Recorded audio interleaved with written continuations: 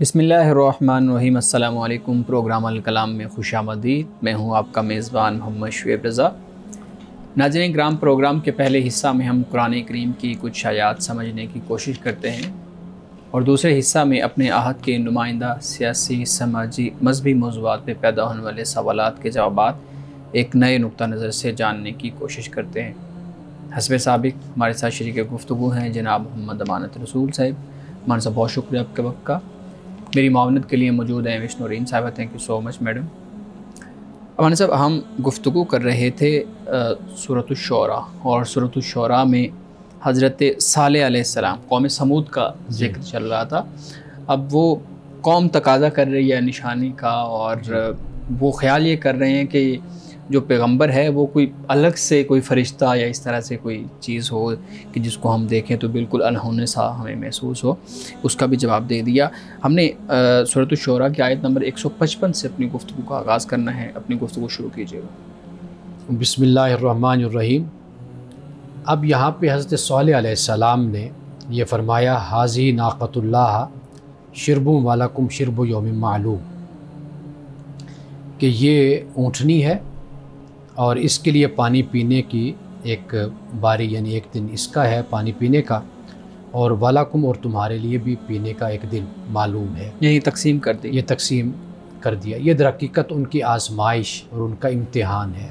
ठीक, जैसे मैंने पहले बयान किया था गुज़श्ता प्रोग्राम में कि ये था कि अगर ये ऊँटनी से बाज आ गए इसको कुछ कहने से, तो मतलब ये है कि ये किसी हद तक आमादा हैं ईमान लाने के लिए, फरमाबरदारी कबूल करने के लिए। तो ये एक आमादगी का तरीका है। तो अगर ये इस तक नहीं रहेंगे तो वाज़ेह बात है कि ये फिर पैगंबर के मकाम व मर्तबा का भी ख्याल नहीं करेंगे। बिल्कुल सही। तो ये एक आजमाइश और एक इम्तिहान, टेस्ट था उनका। हाँ जी, टेस्ट।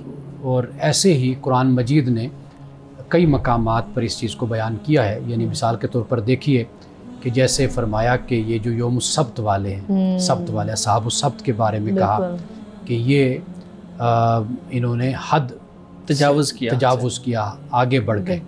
कि जो मछली वाला दिन होता था, यानी हफ्ते का जो दिन होता था, उस दिन मछलियाँ भी उछल कर बाहर आती थी। ये इस बात को बयान किया। इसी तरह जब एहराम की हालत में सहाबा हैं तो उस वक्त यानी सहाबा खुद बयान करते हैं कि शिकार ज़्यादा हमारे करीब आया करते, हमें नज़र आना शुरू हो जाता। हाँ, करीब आते थे।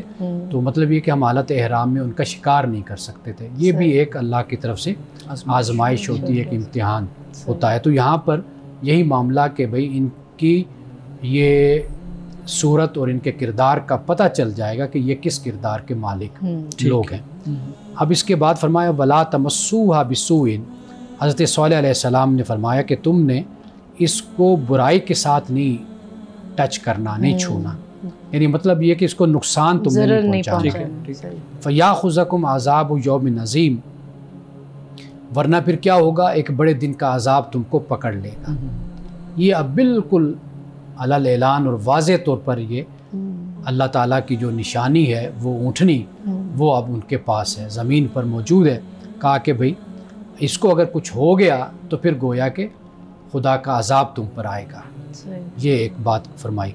फ़ाकरूहा, तो फिर क्या हुआ, उन जालिमों ने फ़ाकरूहा तो उसको मार डाला। फ़अस्बहू नादिमीन, और फिर वो पशेमान होने लगे। तो फ़ौरन ही यानी उनको ख्याल आ गया कि हमसे क्या होगा। इस पे बात करते हैं बाद में। तो पशेमान वो होने लगे। अब यहाँ पर आप ये देखिए कि उन्होंने इस बात की परवाह नहीं की कि हमें ये क्या कहा गया है। हज़रत सालेह अलैहिस्सलाम ने यानी इतने नडर किस्म के लोग थे, जरी किस्म के, कि इस बात की परवाह ही नहीं की। और कुरान पाक ने एक और मकाम पर ये कहा कि यहाँ पर देखिए फ़ाकरूहा फरमाया कि सब की तरफ ये मंसूब, हालांकि मारने वाला एक बंदा था, एक शख्स।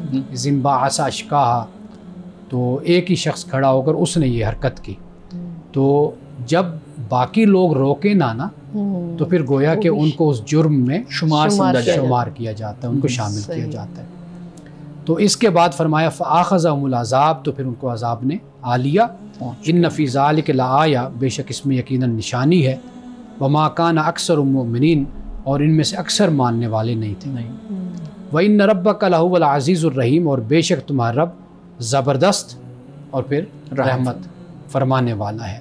तो यहाँ पर हज़रत सालेह अलैहिस्सलाम का यानी कौम समूद का जो ज़िक्र है यहाँ पर ख़त्म हो जाता है। सही, लेकिन ऐसा है कि ये पढ़ने से यूँ महसूस होता है जैसे बस चंद एक अल्फाज की गुफ्तगू हुई और पूरा वाक़या ऊँटनी आई और उसके बाद उसको मार दिया और ये चीज़ हुई। तो ये चीज़ हम बार बार ये डिस्कस कर रहे हैं कि ये पूरा लंबा वाक़या है, पूरी तारीख़ उनकी बयान की जा रही है। ये बताइएगा कि कहा यह जाता है, रिवायात में हमने सुना भी है, पढ़ा भी है कि ऊँटनी सारे का सारा पानी पी जाती थी। यानी वो एक दिन जब उसका है तो वो सब बिल्कुल कुआं खाली हो जाना, और फिर जो लोग थे वो देखते थे यार ये सारा पानी तो इसने पी लिया, अब हमारे लिए क्या बचेगा। तो इसलिए फिर वो उनके जहन में ये खदशा पैदा हुआ कि अब हम क्या करेंगे, खुश्क साली आ जाएगी तो अब क्या किया जाए। ये ठीक है रिवायत? कुरान मजीद बिल्कुल इस पे खामोश है, कुरान ने कोई ऐसी बात नहीं कही, और कहीं अहादीस में भी हमें मुस्तनद में ये ऐसी बात नहीं मिलती। ये रिवायात हैं, कहानियाँ हैं कि लोग इसको बयान करते रहते हैं। लेकिन ये भी याद रखिए कि ऊँटनी भी वहीं पर ही मौजूद थी। यानी बाद जो रिवायात बयान की जाती है कि ये कहीं से निकली थी, पहाड़ फटा और उसमें से, वो भी नहीं है कि एक ऊँटनी है जैसे ऊँटनी होती है, पैगम्बरों की सवारी है जैसे, या कोई और जिसको भी निशानी खुदा बनाना चाहे तो उसको अल्लाह ताला निशानी बना देता है। मकसूद तो उस कौम की आजमाइश और उसका इम्तिहान है, उसको परखना असल मकसूद है। ये बात सबसे ज़्यादा अहम है। अब आप ख़ुद देखिए ना कि इंसान की जो सोच होती है, उसके नफ्सियात, वो किस तरह किस्से और कहानियों को बड़ी तवज्जो से सुनता है, माइल होती है और उसकी तरफ उसकी तबीयत माइल होती है, और वो उसमें तजस्सुस होता है, और वो चाहता है कि मज़ीद इस पर मुझे बेशक कुछ सच ना बताए, झूठी बता दे, कोई घड़ के सुना दे, अफसानवी चीज़ तो उससे उसका इत्मीनान होता है। अब कुरान मजीद इन बातों को कोई नहीं बयान कर रहा। सिंपल ऊँटनी की बात कुरान ने कही है, और वो ऊँटनी उनके लिए अल्लाह ताला ने एक आजमाइश और एक इम्तिहान बना दिया। लेकिन सवाल ये भी तो होता है इस पर कि आम लोगों को कैसे पता चले कि वाकई ये अल्लाह ही की तरफ से हुक्म है इस ऊँटनी के बारे में। मतलब कोई ऐसी चीज़ होती है ना सम टाइम के अनयूजुअल किस्म के, यानी पहले एक मौजूद नहीं है, अब कोई चीज़ मौजूद हुई है। जैसे तो अगर वो मिसाल जैसे कि दी ना कि पहाड़ के पीछे से कुछ लोग जो गलत रवायात हैं, इस टाइप का कोई मंजर होता या अनयूजुअल तरीके से, तो उन्हें यकीन, हाँ जी ये मौजज़ाती तौर पे अल्लाह की तरफ से है। उन्हें यकीन कैसे आता कि ये जो है अल्लाह की तरफ, वाकई अल्लाह की तरफ से ही है ऊँटनी? अगर ये सब कुछ इस तरह बयान कर दिया जाता जिस तरह आप लोग कह रहे हैं, फिर तो आजमाइश ही नहीं बननी थी ना। अच्छा, फिर तो इम्तिहान ही ना बनता, हकीकत खोलकर उनके सामने आ जाती। बात असल ये है कि अल्लाह ने अकल दी है, पैगंबर उनमें भेजा है, पैगंबर वो बातें बयान कर रहा है कि जो बातें बिल्कुल हालात की मुताबिकत में हैं, फितरत की मुताबिकत में हैं, अकल की मुताबिकत में हैं। इससे बढ़कर और क्या हकीकत बयान हो। अच्छा, पैगंबर उनके किरदार को, उनके अखलाक को बयान कर रहा है, उस माशरे की ख़राबियों को बयान कर रहा है, उनको अल्लाह ताला के बारे में बता रहा है, उसकी तौहीद के बारे में बता रहा है। ये सब कुछ बयान हो गया। अब इनकार करने वाले लोग हैं, अब उनका अपना एक एटीट्यूड, एक अपना रुझान, एक अपना अंदाज़ होता है सरकशी का, तासुब का, उसके बुनियाद पर वो नहीं मानते। वो देखते हैं कि ये पैगंबर जो कुछ बयान कर रहा है, बल्कि एक मकाम पर तो हमने ये भी पढ़ा कि पैगंबर के बारे में कहा कि भाई हम तो तुम्हें समझते थे कि तुम हमारे माशरे के समझदार बंदे हो। हाँ बिल्कुल, ये क्या बातें तुम कर रहे हो। तो ये जो रवैया इख्तियार किया जाता है, ये तो निरा ज़िद पर मबनी रवैया है ना। यानी इसमें कौन सी लॉजिक है, कौन सी अकल की बात है कि अब उसके बाद इंतहा जब उनकी सरकशी की हो गई, उसके बाद अल्लाह ताला ने एक ऊँटनी के ज़रिए से उनको ख़बरदार किया कि भाई अब तुम्हारे पास ये रास्ता रह गया, अगर तुम यहाँ पर इताअत करोगे, इस निशानी का ख्याल करोगे कि अल्लाह की तरफ से भेजी गई है, कि निशानी है, तो अगर इसका नहीं करोगे तो गोया कि तुम्हारी जो सरकशी है और हद से बढ़ना है वो इतना ज़्यादा अब हो चुका है कि तुम्हारे पलटने का कोई रास्ता नहीं। अच्छा, एक और इससे कि जो मेरे खुद ही सवाल का जवाब मुझे फ़ौरन मेरे जहन में आ गया, जो मैं आपसे कर रही हूँ कि निशानी जो सी है वो ऊँटनी का अनयूजुअल तरीके से पानी पीना। आमतौर पे तो ऊँटनी इतना पानी नहीं पीती है, लेकिन पूरा दिन ये भी एक रिवायत है ना, वही मैं अर्ज़ कर रहा हूँ, इसकी भी कोई हकीकत नहीं है ना। अच्छा, ये इस तरीके से पानी का पी जाना तो ये है कि पैगंबर की तरफ से उसको मुंतखब कर दिया गया। कुरान मजीद ने जितनी बात एक दिन उसका है और एक दिन तुम लोगों का है, ठीक है, उस पर आप फोकस कीजिए जितनी बात कुरान पाक ने बयान की है। बाकी ये जो कुछ भी है ये गोया के बातें इंसान को असल नुक्ते से, असल सबक से हटा देती हैं ये बातें। बिल्कुल, जब हम इन बातों में चले जाते हैं, अफसानों के अंदर चले जाएंगे, आप समंदर का हिस्सा रहे ना, आप नदी नालों की तरफ क्यों जाते हैं? उससे नुकसान ये होता है कि जो बात हमने समझनी है, हमने अपने किरदार को ठीक करना है, अपने आप को अच्छा इंसान बनाना है, अल्लाह का फरमाबरदार बनाना है, ईमान में पुख्ता होना, वो सारी चीज़ें पीछे और पीछे चली जाती हैं, पसे पुश चली जाती हैं, और वो बातें सामने आ जाती हैं कि जिनका कोई ताल्लुक ना हमारी बख्शिश से है, ना हमारी निजात से कोई ताल्लुक बनता है। नाज़रीन किराम, यहाँ वक्त हुआ चाहता है एक ब्रेक का, हमारे साथ रहिएगा।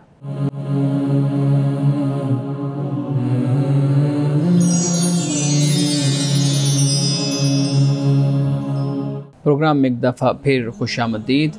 मान साहब, जो बात हो रही है उसी से मुतल्लिक एक चीज़ मैं चाहूँगा कि आप मज़ीद वाज़े करें। आपने फरमाया कि जो ऊँटनी थी, वो जो हमारे यहाँ एक अफसानवी चीज़ बयान की जाती है कि पहाड़ फटा, पहाड़ में से ऊँटनी उनके सामने आ गई, पूरी पब्लिक खड़ी थी, ग्रुप खड़ा था, फिर उस ऊँटनी ने आके बच्चा जना। ये उनका तकाजा था कि एक ऊँटनी यहाँ से निकले, वो आके फ़ौरन हमला हो, फिर वो बच्चा जन दे और फिर हम मान जाएंगे। ये तो आपने बता दिया कि ये अफसाना है। और जो ऊँटनी थी वो वहीं पे इस्तेमाल के लिए पहले मौजूद थी, हज़रत सालेह अलैहिस्सलाम की हो सकती है या किसी की, इस तरह से। हमारे यहाँ जब भी मुअज्ज़ा को बयान किया जाता है तो वो तो ऐसी चीज़ होती है जो बिल्कुल मौजूद नहीं है, लेकिन बाहर से कोई चीज़ आई है हमारे पास। जैसे ये बयान किया जाता है कि मूसा अलैहिस्सलाम का जो असा था वो जन्नत से आया था, हज़रत सालेह अलैहिस्सलाम की ऊँटनी जन्नत से आई थी, जो कमीज़ हज़रत याकूब की आंखों पे लगाई थी और उनकी आंखें बिल्कुल ठीक हो गई थी, वो भी जन्नत से आई थी। ये जो चीज़ें बयान की जाती हैं, ये तो फिर इस पूरे जो आपने कॉन्सेप्ट बयान किया उसके ख़िलाफ़ है। देखिए, जो मौजज़ा है ना, वो एक आम चीज़ से और मामूल से ही जन्म लेता है, ज़ाहिर होता है। ठीक, हज़रत मूसा अलैहिस्सलाम का जो असा है, लाठी है, उसके बारे में हमने किसी प्रोग्राम में ये बयान किया था। मैंने अर्ज़ किया था कि उसका कोई भी ऐसी रवायत हमारे पास सिका नहीं है। कुरान मजीद तो बिल्कुल खामोश है, बल्कि कुरान मजीद तो ये बयान करता है कि अल्लाह सुब्हानहू व तआला ने पूछा कि मूसा ये क्या है? उनका ये मेरी छड़ी है, लाठी या असा है, इससे क्या करते हो? इससे मैं ख़ुद ही बताना शुरू कर। बल्कि अल्लाह ने नहीं पूछा, बस ये कहा ये क्या है? उनका मेरा असा है, मैं इससे पत्ते उतारता हूँ, दरख्त से झाड़ता हूँ और मैं इससे टेक लगाता हूँ। अतवक्कउ, ये के अल्फाज आते हैं कि भाई मैं इससे सहारा लेता हूँ, ये बयान किया। अब वो दुनिया ही की एक चीज़ है, दरख्त से बनाई गई है या जो भी तरीका है, अब उससे मौजज़ा अल्लाह ताला ने ज़ाहिर कर दिया। मौजज़े के लिए कोई ज़रूरी नहीं है कि वो चीज़ जो उनसी है वो कोई जन्नत से आए या उसके लिए कोई और तरीका इख्तियार किया जाए या ऊपर से आए तो तब ही वो नहीं, बल्कि उसी से ही अल्लाह ताला अपना मौजज़ा उसी में ज़ाहिर कर देता है, अपनी कुदरत उसी से ज़ाहिर कर देता है। जैसे हज़रत मूसा अलैहिस्सलाम का यद बैज़ा हाथ है, बिल्कुल ठीक है ना, अब वो रोशन हो जाता है। अब ये हाथ कोई जन्नत से आए, वाज़ेह बात है। हज़रत मूसा अलैहिस्सलाम के साथ है ये हाथ, पैदाइश हुई, सब कुछ हुआ, और असा भी उनके पास पहले ही मौजूद होगा ना। हाँ, इसी तरह ऊँटनी का मामला भी है। आप जो लफ्ज़ अफसाना इस्तेमाल कर रहे थे ना, उसकी जगह बेहतर लफ्ज़ रिवायत, हमारे मुफस्सिरीन ने भी इसको अपने तफासिर में इसको बयान किया है।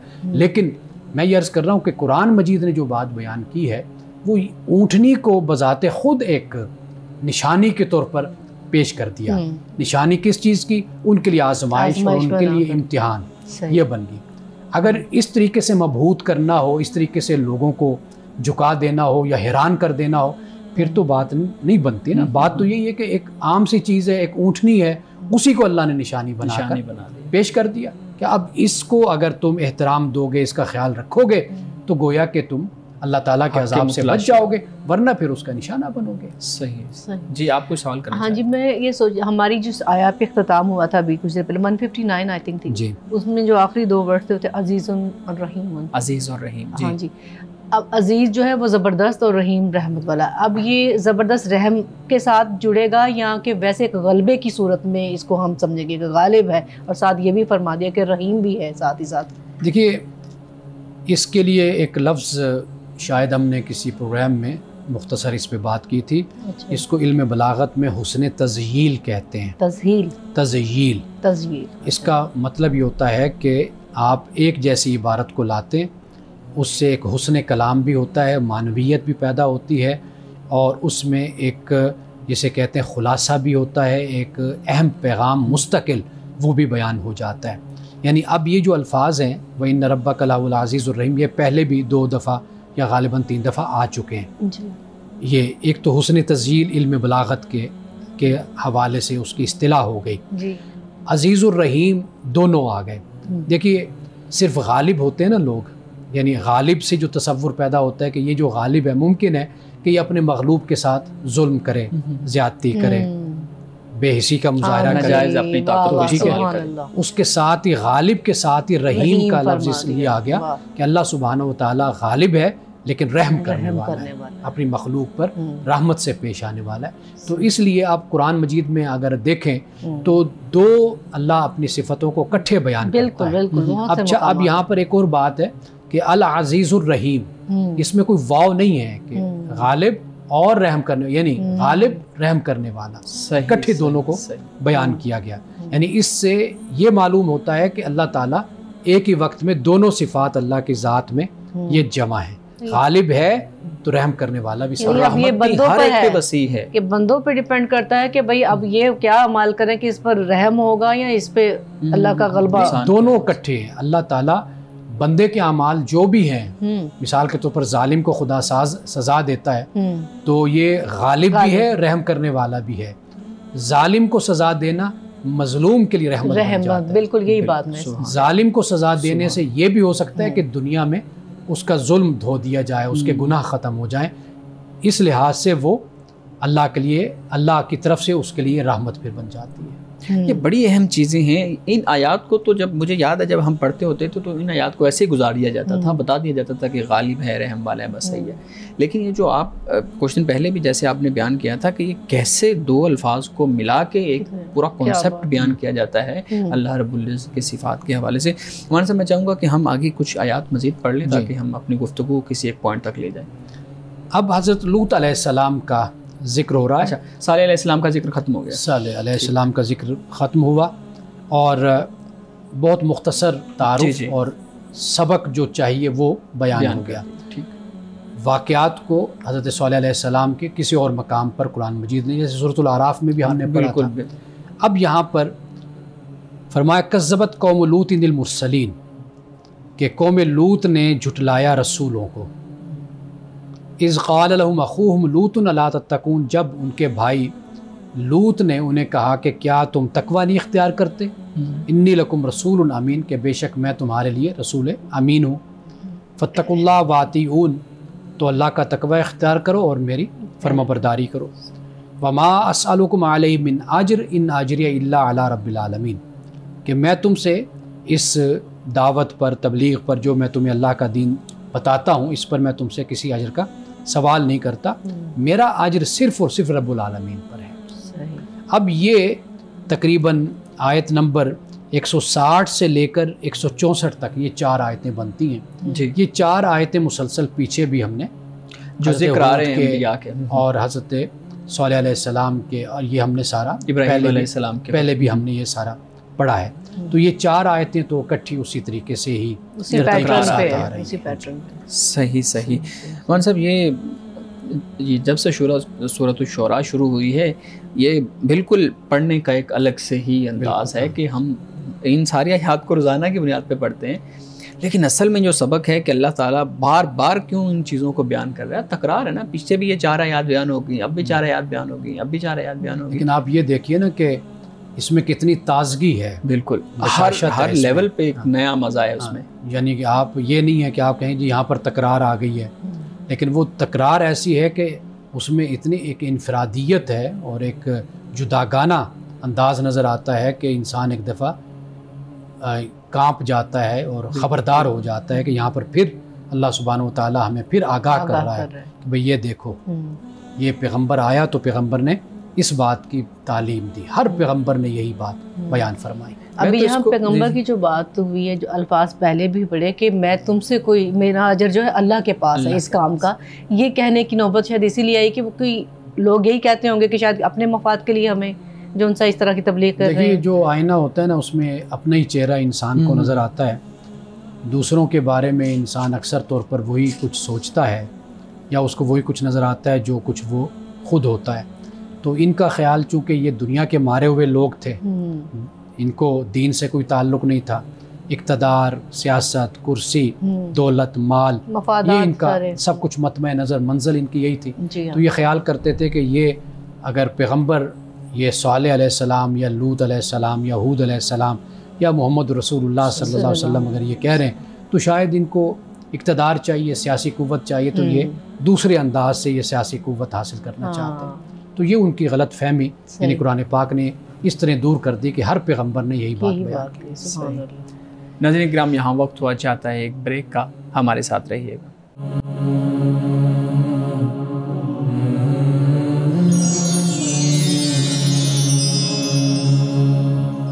प्रोग्राम में एक दफ़ा फिर खुशामदीद। हमारे साथ बहुत शुक्रिया। आयात का पस मंज़र आपने बहुत अच्छे तरीके से बयान किया। अब मैं चाहता हूँ कि हम कुछ सवालात, मुतफ़र्रिक़ सवालात की तरफ भी आएँ। एक सवाल बहुत अहम है, हमारे माशरे में हम देखते हैं कि ये वाली सूरत हाल रूटीन में नज़र भी आती है, फिर जब कदम उठा लेते हैं तो उसके बाद वो परेशान हो जाते हैं, अब हम क्या करें। जैसे कुछ दिन पहले हमने ले पालक बच्चों के हवाले से भी बात की थी। अब ले पालक के उसमें वालिद की जगह पे जो असल ओरिजिनल वालिद नहीं है, जिसके नुत्फ़ा से पैदाइश हुई है, उसकी जगह दूसरे जिसने परवरिश के उसका नाम लिख दिया, तो फिर विरासत के मसाइल और ये चीज़ें आ गई। एक और चीज़ भी है इसी हवाले से, विरासत के हवाले से, लोग अपने बच्चों को आग कर देते हैं। बच्चे ने कोई ज़बरदस्ती इस तरह को काम कर लिया है, कोई अमल कर लिया है, अपनी मर्ज़ी से शादी कर ली है या कोई और काम कर लिया है, हो सकता है वालिदैन को परेशान किया हो, कोई नुकसान पहुंचाया हो, तो वालिदैन उसको आग कर देते हैं। और अखबार में भी बाद दफ़ा हम देखते हैं कि बच्चों को आग कर दिया है।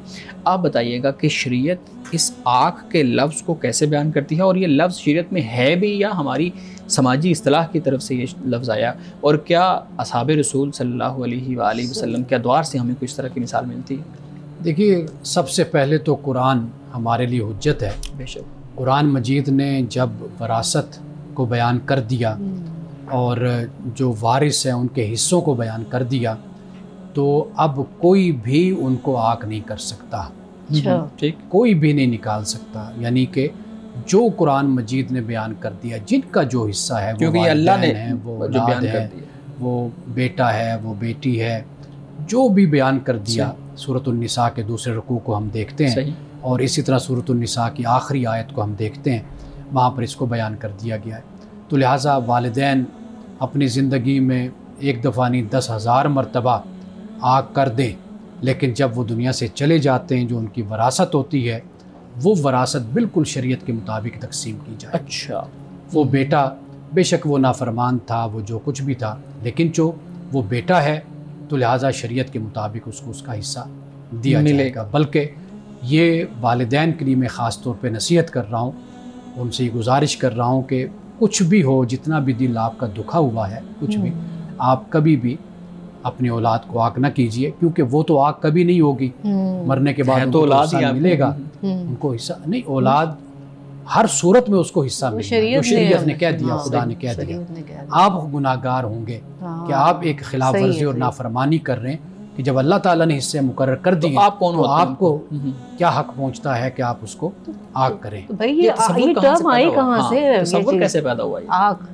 वाज़ेह बात है कि औलाद की नाफरमानी या उनकी बदतमीज़ी, बेअदबी, गुस्ताखी इंसान का दिल तो दुखाती है, और जहाँ पर इंसान का इख्तियार होता है वहाँ पर फिर वो अपने इख्तियार को इस्तेमाल तो करता है। तो लिहाजा यहाँ पर फिर यही सूरत सामने आ जाती है कि भाई ऐसा बच्चा कि जो बदजुबान है, बद कलाम है, उसको फिर सज़ा देने का एक तरीका वालिदैन के पास यही होता है कि इसको हम अपनी दौलत से, अपने माल से हम इसको आग कर दें। मुमकिन है कि किसी कानून में और किसी वक्त में ये चीज़ हो, जैसे अरब के माशरे में, कि चूँकि वहाँ पर आपको अरब के माशरे में देखेंगे ना, इस्लाम से पहले वहाँ पर आपको वो उतार चढ़ाव नज़र आता है, उसे हम क्या कहते हैं, गैर मुतवाज़न रवैया वहाँ पर नज़र आता है। यानी मिसाल के तौर पर आप देखिए कि जिससे दोस्ती है वो उसको विरासत में शामिल कर लिया, जिसका जो दिल की है, जो जिस पे दिल खुश हुआ, हाँ दिल, वो उसको विरासत में।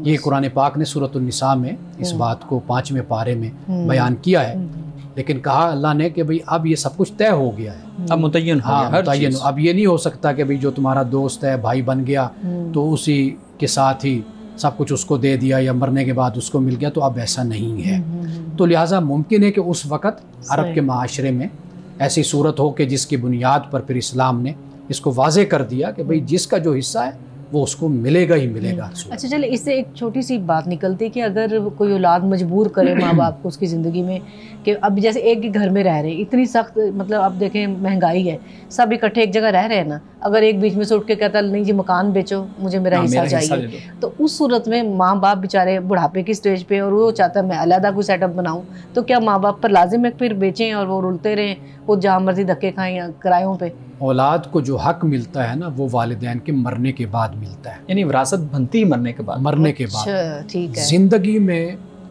जो जिसने वो कमाया है ना, मसलन बाप कमाता है, वो अपनी जवानी लगाकर एक मकान बनाता है, वो उसका मालिक है। सही है। औलाद जवान है, शादीशुदा है, गैर शादीशुदा है, उस औलाद का कोई हक नहीं है उस मकान पर। अगर बाप कहे कि आप ये मेरा मकान है, ये छोड़ दीजिए, यहाँ से चले जाइए, औलाद को चाहिए कि 1 सेकंड से पहले वहाँ से निकल जाए। ठीक है। वो उसकी मलकियत है, उस पे औलाद किसी तरह का भी हक नहीं जिता सकती। हाँ, अगर वालिद दुनिया से चला जाता है फिर शरीयत के मुताबिक उसकी तकसीम होगी। इसलिए ये जो बच्चे तंग करते रहते हैं माँ बाप को, कहते रहते हैं, ये मोहब्बत शफकत अपनी जगह पर माँ बाप की होती है, या औलाद भी लाड में या ज़्यादा बिगड़ने की वजह से माँ बाप से ये तकाज़े करती है। अगर शरई तौर पर देखा जाए, अखलाकी तौर पर, कानूनी तौर पर देखा जाए, तो हरगिज़ औलाद का हक ज़िंदगी में नहीं बनता। उनकी मर्ज़ी है कि वो जो दे खुशी से दे, लेकिन ये है कि तो उनकी ज़िंदगी में तकाज़ा कोई नहीं है औलाद का। सही। एक और चीज़ इसी से मुतालिक मैं पूछता हूँ, उसके बाद कुछ सवालात बहुत अहम है मैडम के पास, उनको भी लेते हैं। ये बताइएगा कि आपकी क्या राय है कि वालिदैन को अपनी ज़िंदगी में विरासत तकसीम कर देनी चाहिए इन्हीं हिस्सों के मुताबिक जो शरीयत ने बयान कर दिए हैं, और वो मुतय्यन कर जाएं कि अच्छा इस बेटे के नाम इतनी हो गई, इस बच्ची के नाम इतनी हो गई, इस बहन के नाम, मतलब वो सारी चीज़ें तकसीम कर जाएँ, या वालिदैन इसी चीज़ का इंतज़ार करें कि बच्चे खुद ही इन चीज़ों को करते रहेंगे? और हमने देखा है कि जब बच्चों के ऊपर ये बात आती है तो लड़ाइयाँ, झगड़े, केसेस, अदालतें, ये सारी चीज़ें चलती रहती हैं। ये गलत होता है। औलाद यानी मरने के बाद जो शरीयत ने जो तरीका बता दिया उसके मुताबिक ही तकसीम होनी है। सही। जहाँ तक वालिदैन की बात है, अगर वो ज़िंदगी में ये सब कुछ वसीयतनामा लिखवा कर चले जाते हैं और वो जो तकसीम करवाते हैं वो भी शरीयत के मुताबिक होनी है। हाँ बिल्कुल, वो बिल्कुल। उसको वो करवा कर बाद में खोला जाए, किया जाए उसके मुताबिक। सिर्फ वो सहूलत के लिए कर रहे हैं। यानी मिसाल के तौर पर मकानात हैं, कारोबार है, ज़मीनें हैं, वो उनकी पूरी जो एक शरई तौर पे तकसीम बनती है, नहीं जो उसकी कीमत बनती है, अच्छा, वो उसके हिसाब से करके उसको ठीक है ये चले जाएं। लेकिन हिस्सा वही देंगे कि जो शरीयत के मुताबिक बेटियों का बनेगा, जो बेटों का बनेगा वो शरीयत के मुताबिक उस पर अमल होगा उनकी वफ़ात के बाद। ठीक है, ये तरीका। ठीक है। हाँ, ज़िंदगी में अगर वो तकसीम करना चाहते हैं, देना चाहते हैं, तो वो हदिया होगा, वो तोहफा होगा। यानी मिसाल के तौर पर वो अपने बहन, हाँ वो बहनों अपने बेटों और बेटियों के दरमियान अगर बराबर तकसीम करना चाहते हैं तो ज़िंदगी में कर जाए, वो तोहफा हो जाएगा, वो गिफ्ट हो जाएगा माँ की तरफ से, बाप की तरफ से बच्चों के लिए। लेकिन अगर वो ये चाहते हैं कि हमारे मरने के बाद इसको तकसीम किया जाए बतौर वरासत के ये बटे, तो फिर उसके मुताबिक वही तरीका होगा जो कुरान ने बयान कर दिया। यानी अगर वो अपनी ज़िंदगी में ये चाहते हैं, फॉर एग्जांपल मैं मिसाल दे देता हूँ, किसी के शख्स के पास 2 मकान हैं या 3 मकान हैं, वो कहता है जी ये मेरी 2 बेटियाँ हैं, मैं एक इनको दे देता हूँ, और ये बेटा इसको ज़रूरत नहीं है तो मेरे ख्याल में इसका अपना कारोबार है, ये करता रहेगा, तो मैं ये दोनों बेटियों को दे जाता हूँ, तो ये ठीक वो कर सकता है। किसी के साथ ज़्यादती नहीं होनी चाहिए। यानी जैसे अब आपने कहा कि बेटा इस काबिल है कि वो अपना कारोबार, तिजारत माशाल्लाह कमा रहा है, तो अपने उसी बेटे के साथ मशवरा भी करे कि बेटा मैं ये करना चाहता हूँ, तो बेशक वो बेटियों को दे दे। अगर वो नहीं भी पूछता फिर भी वो अपने उन बेटियों को दे सकता है, अपनी ज़िंदगी में हिबा कर देगा, वो कर सकता है, उस बुनियाद पे हदिया या हिबा या तोहफा आप कह लीजिए, वो कर सकता है। सही। आखिरी बात ये बता दीजिएगा, ब्रेक का मुझे कहा जा रहा है, ये बताइएगा अगर कोई वालिदैन नहीं देते या भाई नहीं देते तो बहन तकाजा कर सकती है हर चीज़ का कि भाई मुझे दिया जाए, अदालत तक जा सकती है? बिल्कुल, बहन का जो हक है, मैं ये ज़ाती तौर पे समझता हूँ कि बहन हर सूरत में ले, भाई है हर सूरत में ले, लेने के बाद बेशक वो जिसको अपने किसी भाई को, बहन को बतौर तोहफा के वो दे देता है, जो कमज़ोर बहन भाई होते हैं सही उनको दे दे, लेकिन लेना ज़रूर चाहिए। ये मैं इसलिए कह रहा हूँ चूँकि अल्लाह ने तकसीम किया ना, तो इसको इग्नोर नहीं करना चाहिए और इसको कम अहमियत नहीं देनी चाहिए।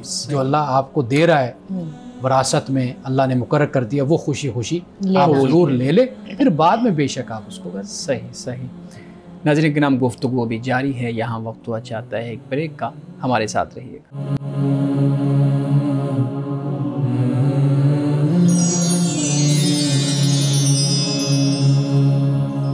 प्रोग्राम में एक दफ़ा फिर खुशामदीद। जी मिस, आप सवाल करना चाह रहे थे। एक सवाल हमारा सब अमेरिका से मुझे आया है कि वो ये बताती हैं खातून कि मुझे वॉशरूम में अपनी किसी प्रॉब्लम की वजह से वो ज़्यादा वक्त वेट करती हैं, इंतज़ार करती हैं यूरिन पास करते हुए, लेकिन जैसे ही कहती हैं वो नमाज के लिए खड़ी होती हैं तो उनके कुछ कतरे जो है वो गिर जाते हैं। अब ऐसी सूरत में उनकी नमाज जो है उसकी क्या हैसियत रह जाती है? ये एक आप यूँ कह लीजिए कि शरीयत की तरफ से इसमें एक सहूलत मौजूद है ऐसे शख्स के लिए कि जो मजबूर होता है। अच्छा। यानी मिसाल के तौर पर वज़ू करता है इंसान, वज़ू करने के बाद यानी वॉशरूम से होकर आ गया, वज़ू किया, तो उसके बाद भी इसको मुसलसल बोल की बीमारी हम इसको कहते हैं। अच्छा। यानी इसमें कतरे गिरते रहते हैं। अच्छा। अब इसका जो हुक्म है वो ये है कि आप अगर इस बीमारी में मुब्तला हैं तो आपको ये उज़्र है कि आप एक वज़ू जब कर लें, उस वज़ू के साथ आप फ़र्ज़ नमाज पढ़ लेते हैं। अच्छा। पढ़ने के बाद अगली नमाज तक जो वक्त होगा उसमें आप जो भी नफली इबादत करना चाहते हैं वो आप कर सकते हैं। सही। कुरान की तिलावत करें, आप नमाज पढ़ें, आप नफल पढ़ें, जो भी आप करना चाहते हैं। एक नमाज के लिए जो आपने वज़ू किया वो काफ़ी है। काफ़ी है। अगली नमाज फ़र्ज़ जो नमाज आएगी उस फ़र्ज़ नमाज के लिए फिर आप वज़ू कर लेंगे अलग से वज़ू। और वो जो कपड़ों पे अगर मतलब है वो कपड़े तब्दील करने पड़ेंगे उन्हें? कपड़ों को आप इस तरह कर लेते हैं ना कि आप धो लेते हैं ना। अच्छा। उस ख़ास जगह को धो लिया गया जहाँ पे शक होता है इंसान को, ठीक है। तो उसको धो लेता है इंसान। तो उसके बाद फिर ये है कि नमाज अब फ़र्ज़ पढ़ ली, फ़र्ज़ नमाज अगली नमाज तक फिर जो भी नफली इबादत हैं वो इंसान करता रहता है। सही। फिर अगली नमाज के लिए फिर इंसान फ़र्ज़ नमाज के लिए वज़ू कर ले। ठीक है। और अब एक सवाल इत्तेफाक की बात है, एक सवाल अमेरिका से था, एक अगला जो है वो कनाडा से है। तो वो पूछती हैं सूरत अल-मुतफ़्फ़िफ़ीन का उन्होंने रेफरेंस दिया कि जिस तरह उसमें नाप-तोल की कमी का जिक्र है और वईद है लोगों के लिए जो कम तोलते हैं। वो कह रही हैं कि जैसे वो ख़ुद एक बेबी सिटिंग करती हैं, यानी बच्चों की टेक केयर करती हैं, केयर टेकर हैं छोटे बच्चों की।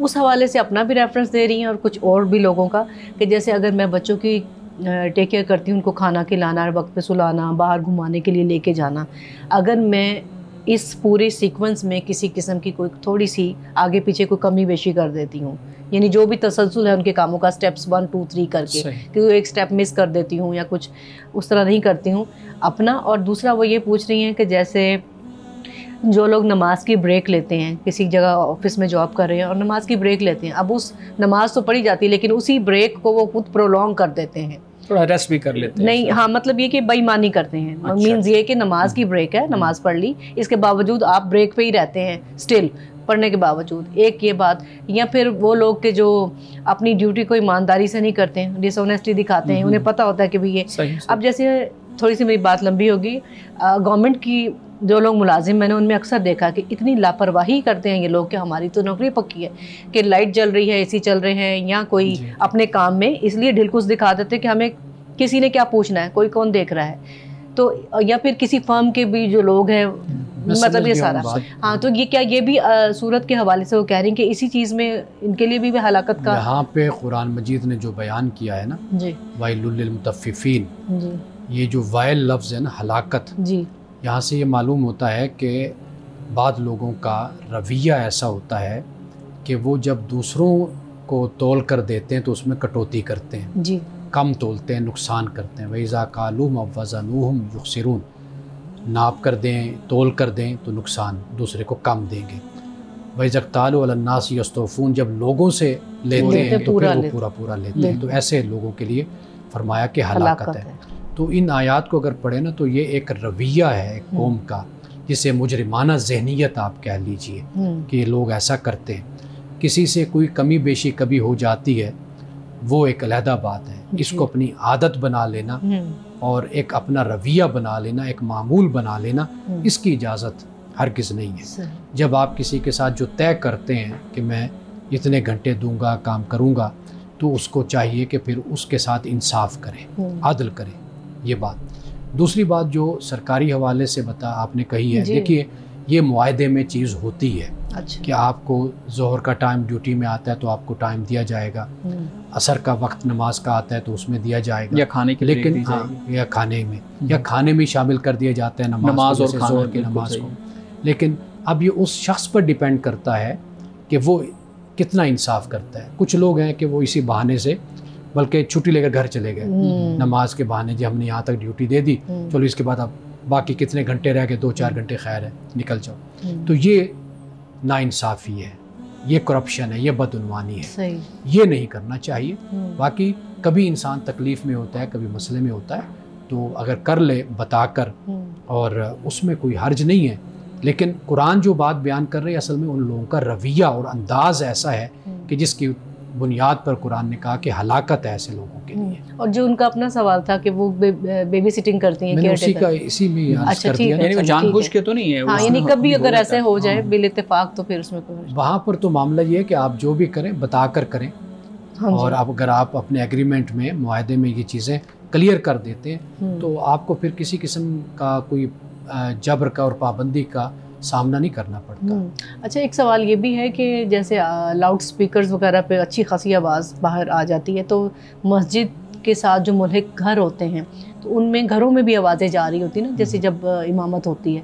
तो सवाल पूछने वाले साइल ने ये पूछा है कि वो तो एक सवाल उनका था वो कि मेरी दुकान है, तो क्या मैं दुकान में ही नमाज़ पढ़ सकता हूँ बग़ैर मस्जिद पे गए?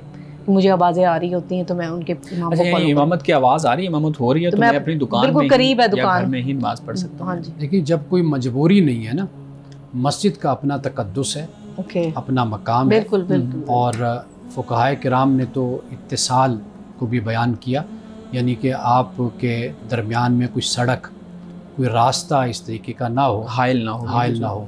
अगर इस तरह है कि बिल्कुल ही मस्जिद में आपका दरवाज़ा खुलता है घर का, या बिल्कुल मस्जिद के करीब है, वो एक दूसरी सूरत बन जाती है। तो इसलिए मस्जिद का अपना मकाम और मर्तबा है, तो मस्जिद में आकर नमाज पढ़नी चाहिए। सही है। और मर्दों पर तो ख़ास तौर पर इसकी ताकीद भी है कि वो मस्जिद में आकर नमाज को पढ़ें, और इसकी फजीलत भी बहुत ज़्यादा है। ख़वातीन को छूट दी गई है इसलिए कि उनका घर होता है, कामकाज होते हैं, मामलात होते हैं, तो अगर उनको भी फ़ुर्सत हो तो इसकी भी बड़ी फजीलत है कि उनके लिए भी मस्जिद है, मस्जिद में नमाज वो अदा करें। कौन सा हदीस मुबारक बयान कीजिएगा? हज़रत उमर बिन ख़त्ताब रज़ियल्लाहु ताला अन्हु से रिवायत है कि रसूलुल्लाह सल्लल्लाहु अलैहि वसल्लम ने फरमाया कि मन सर्रतु हसनतुहु, कि जिसको नेकी ने खुश किया, उसके अच्छे काम ने खुश किया, वसाअतु सय्यतुहु, और बुराई ने उसको तकलीफ़ दी, यानी उसने अगर कोई बुरा काम किया उससे उसका दिल दुखी हुआ, वो उदास हो गया, परेशान हो गया, और अच्छा काम करने की वजह से वो खुश हो गया, तो रसूलुल्लाह ने फरमाया फ़हुवा मोमिन, तो ये मोमिन है। यानी अगर आपको मुझे अच्छा काम खुश कर दे, नेकी से हम खुश हो जाएं, और बुराई हमें उदास कर दे, हम उसकी वजह से तकलीफ़ में आ जाएं, तो यकीन कीजिए कि ये ईमान की अलामत है। नाज़रीन किराम, इस दुआ के साथ अपने प्रोग्राम का इख्तिताम करेंगे। अल्लाह रब्बुल इज़्ज़त हुस्न कलाम और तासीर कलाम अता फ़रमाए, हमारी ज़ुबान के गिरों को खोल दे और सुनने वालों तक खैर का पैगाम पहुँचे। इजाज़त दीजिए, खुदा हाफिज़।